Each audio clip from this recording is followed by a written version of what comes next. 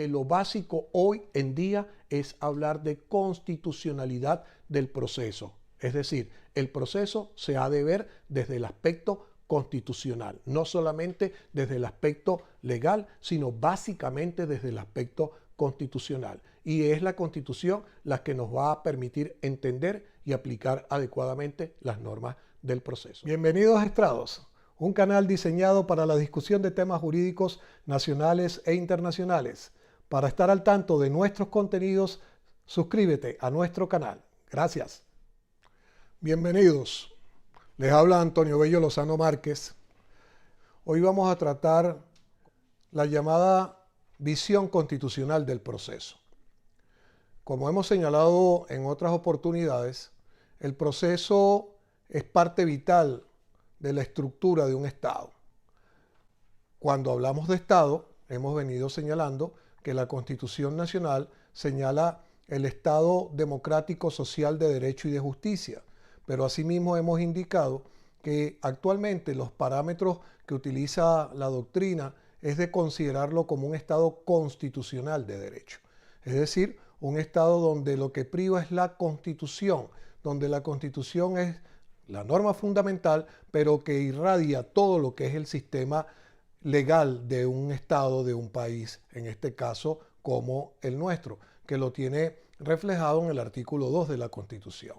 A partir de la Constitución es que se va a interpretar todas las normas adjetivas, siendo la base, siendo el fundamento de todo esto, que la interpretación tiende a ser una interpretación realista, una interpretación material. Es decir, que las instituciones procesales deben tender a la búsqueda de la verdad, a la búsqueda de la justicia, de una justicia real, de una justicia verdadera, de una justicia equitativa como tal.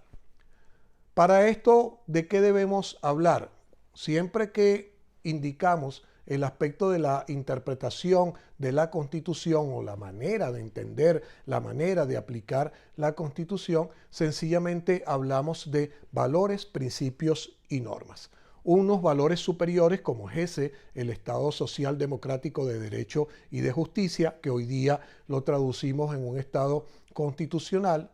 Unos principios que son los que decantan todo lo que son ese Estado de justicia, ese Estado constitucional aplicado al proceso, que básicamente se rige por tres elementos: tutela judicial efectiva del artículo 26 de la Constitución, debido proceso, artículo 49, y constitucionalidad del proceso. Y después tenemos las normas, normas que pueden estar inmersas en la propia Constitución o que son normas ya de tipo adjetivo, constituidas, representadas en los diversos códigos de procedimiento, los códigos procesales que rigen nuestro ordenamiento legal. Pues bien, hablamos del acceso a la justicia, el artículo 26 de la Constitución Nacional, que contempla la llamada tutela judicial efectiva, siendo el acceso a la justicia uno de ellos, porque recuerden bien que cuando hablamos de tutela judicial efectiva, también estamos hablando de un proceso expedito y estamos hablando de una sentencia motivada y ejecutable en derecho. Son diferentes elementos que integran esa tutela judicial efectiva. Pero en principio, ¿de qué hablamos? Del acceso a la justicia, de que las normas nos permitan de una manera u otra poder acceder a los tribunales para solicitar la justicia del caso en un determinado asunto, para plantear una controversia para que sea resuelta por los órganos jurisdiccionales. ¿Qué implica ese acceso a la justicia? Implica, entre otras cosas, que los jueces deben ser amplios, que las leyes deben ser amplias, que las causales de inadmisibilidad de una determinada demanda se van a aplicar en forma muy estricta en casos específicos. ¿Por qué? Porque por lo contrario, el aspecto principal es posibilitar el acceso a la justicia, es decir, que esas causales de inadmisibilidad queden minimizadas al extremo.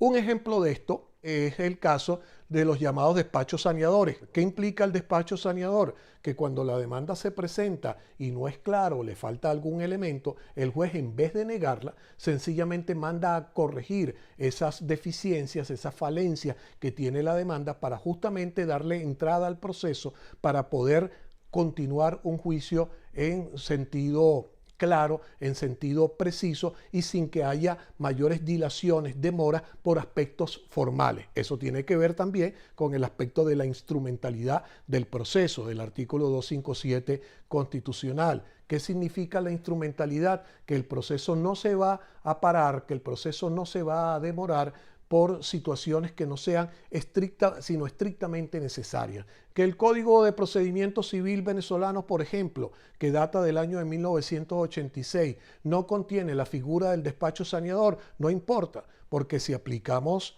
este elemento que estamos hablando de la constitucionalidad del proceso, el juez tiene que garantizar el acceso a la justicia. Y si ese acceso a la justicia lo garantiza a través de un despacho saneador, entonces que lo dicte y manda a corregir aquellos defectos, aquellos errores de forma o aquellas cuestiones meramente simples que no deben obstaculizar, repito, la marcha del juicio o sencillamente darle entrada a una demanda en particular. Otra figura que se ha de tener en consideración es la de la improponibilidad de la demanda. Esto es algo que ha venido aplicando en su momento la Sala Constitucional del Tribunal Supremo de Justicia. Si bien hace un momento decía que el acceso a la justicia se debe garantizar, también se debe garantizar que el proceso sea adecuado, que el proceso sea necesario y que el proceso sea efectivo. Y si de entrada el juez considera que la demanda es improponible porque no existe un sustento legal básico, fuerte, adecuado, que permita sustanciar esa causa, entonces, en vez de declarar inadmisible la demanda, de entrada declara la improponibilidad de la demanda. Ese proyecto de Código de Procedimiento Civil o Código Orgánico Procesal Civil de que he venido haciendo referencia, establece esa posibilidad de la improponibilidad de la demanda. Cuando hablamos de debido proceso, el artículo 49 es una figura básica que en la Carta Fundamental de la Nación tiene y ventila diferentes aspectos, entre ellos el derecho a la defensa. Cuando hablamos del derecho a la defensa en materia procesal, la doctrina sencillamente nos dice que las partes acudan al proceso con las debidas garantías constitucionales. Una de ellas es la defensa. Entonces, ¿qué es lo que se debe procurar? Que la gente, que las personas, que los sujetos no queden indefensos. ¿Indefensos por qué? Incluso por la propia actividad del tribunal. Cuando el tribunal deja de ver pruebas, cuando el tribunal niega acceso a las pruebas de manera indebida, cuando el juez no mantiene a las partes en un equilibrio procesal adecuado, cuando haya paridad dentro del juicio, sencillamente estamos ante una situación de indefensión. Por su parte también el debido proceso, como lo ha venido señalando tanto la doctrina como la jurisprudencia, implica una interpretación amplia, una interpretación adecuada, generosa de las instituciones procesales. Las instituciones procesales están allí para garantizar el juicio, para resguardar el juicio, para cuidar de que el juicio sea desarrollado de manera efectiva y que se pueda impartir justicia adecuadamente. Por tanto, las instituciones procesales así deben aplicarse de manera amplia, no restrictiva. Eso es parte entonces de esta garantía del debido proceso.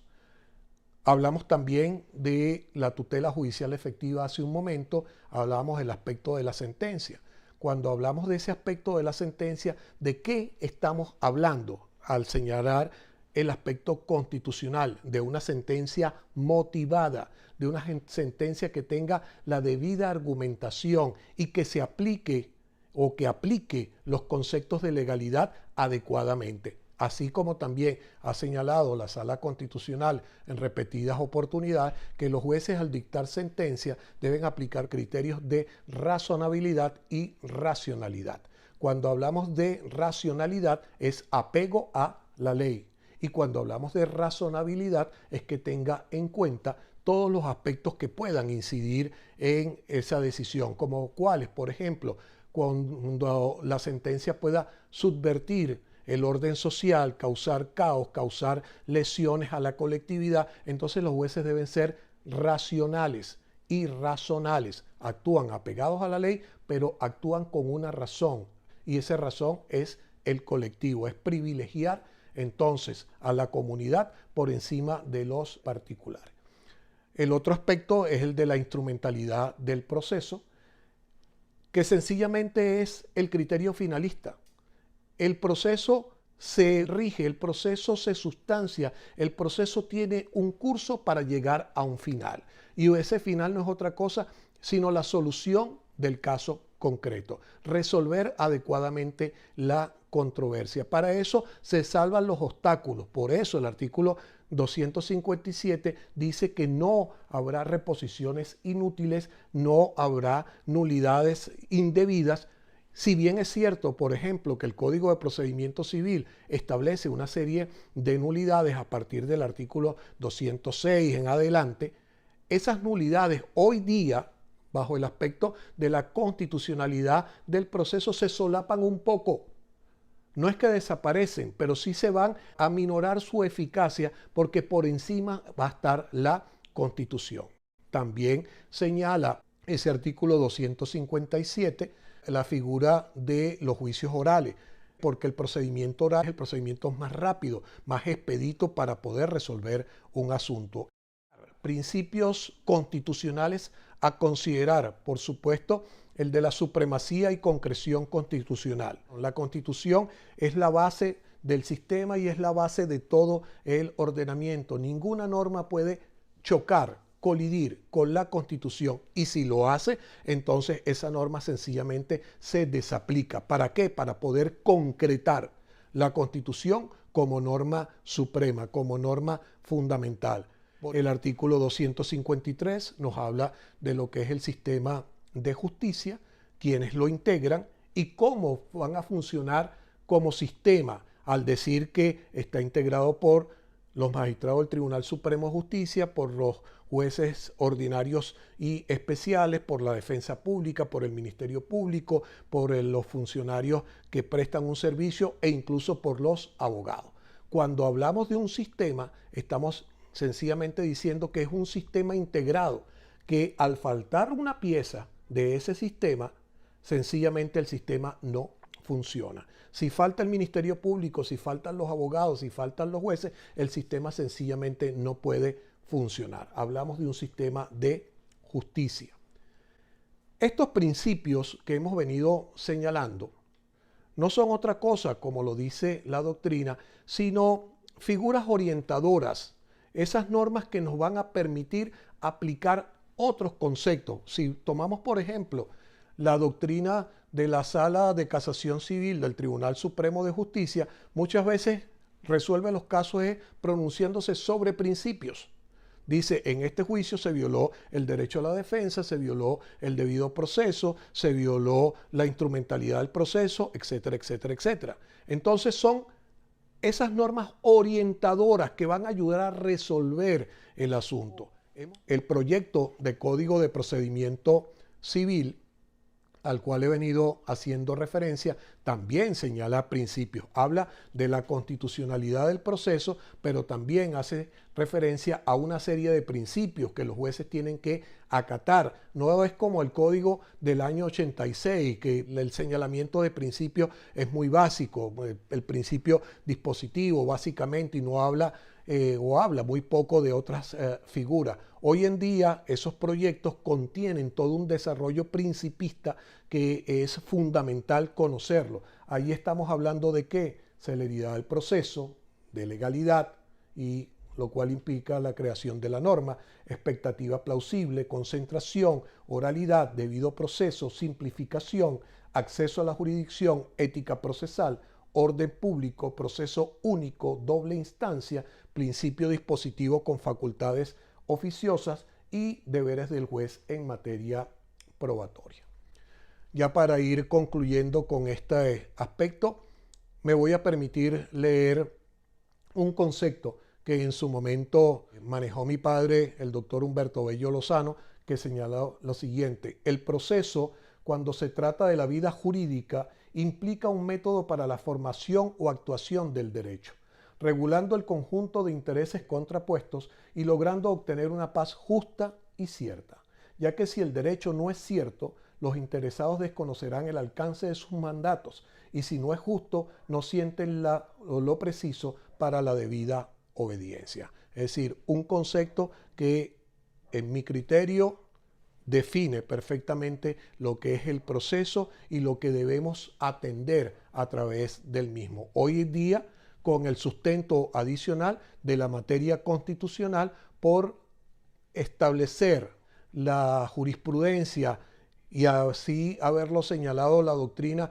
en distintas oportunidades, que lo básico hoy en día es hablar de constitucionalidad del proceso. Es decir, el proceso se ha de ver desde el aspecto constitucional, no solamente desde el aspecto legal, sino básicamente desde el aspecto constitucional. Y es la Constitución la que nos va a permitir entender y aplicar adecuadamente las normas del proceso. Gracias por su atención.